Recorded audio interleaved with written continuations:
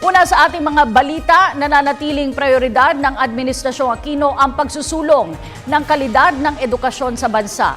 Inihayag ito ng Pangulo sa turnover ng mga silid-aralan sa Carmona National High School sa Cavite. Sa okasyon, ipinagmalaki ng Pangulo na wala ng kakulangan sa mga silid-aralan sa bansa. Ang buong ulat ihatid sa atin ni Rocky Ignacio mula sa Malacanang, live. Maraming salamat, Cathy. Sa loob nga ng 3 taon, natugunan ni Pangulong Aquino ang commitment ng pamahalaan na itaas ang kalidad ng edukasyon sa bansa. Ito'y matapos makumpleto ang mahigit 60,000 kakulangan sa silid-aralan.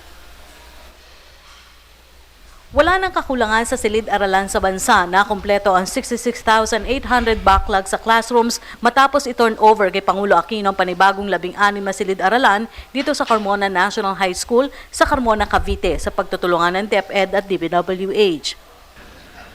Ang masasabi ko po sa kanya at sa mga kawani ng DepEd, salamat at maraming salamat sa isang job well done.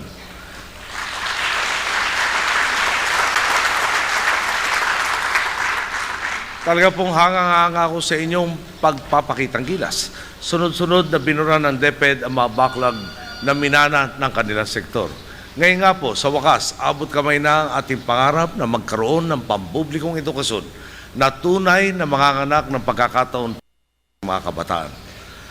Pinangunahan ng Pangulo ang ceremonial turnover ng classroom sa mga mag-aaral na grade 7, 8 at 9. Git ng Pangulo, patunay lamang ito ng pangako ng kasalukuyang administrasyon, hindi nakalista sa tubig o napapako. Mula sa 2010 target, nalampasan pa ito o sumobra pa ng 13,000 classrooms. Sa ngayon po, malinaw na sa nakakarami lalo na sa kabinete ang estilo ng ating pamamahala. Ang proseso po natin, tukuyin ang tunay na problema upang makarating sa tamang solusyon. Bumuo ng konsensus tungo sa konkretong mga hakbang na dapat isagawa. Maglatag ng target na pagbubuhusan ng pondo, husay at pagsisikap upang maabot.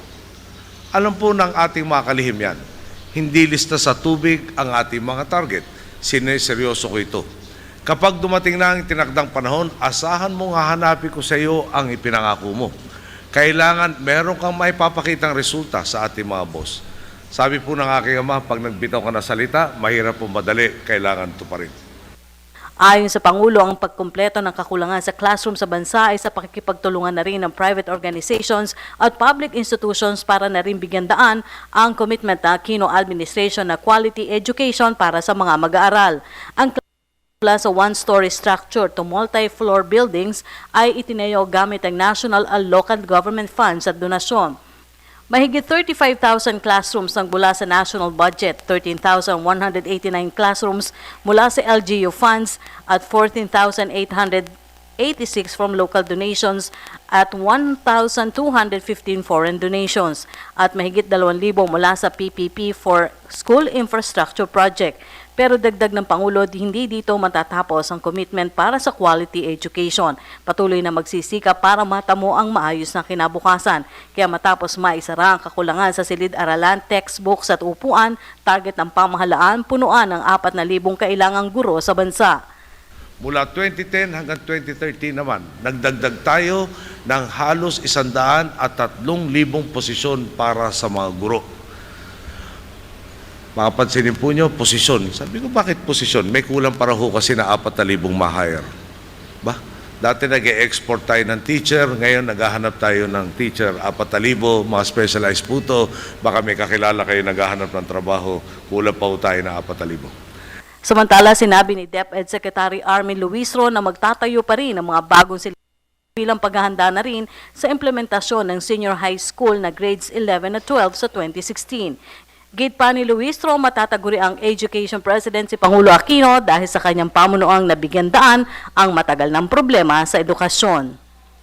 RA 10533. I do not know of any other president in the Republic that was able to address many of those essential needs of education, including the most important reforms that we need to take.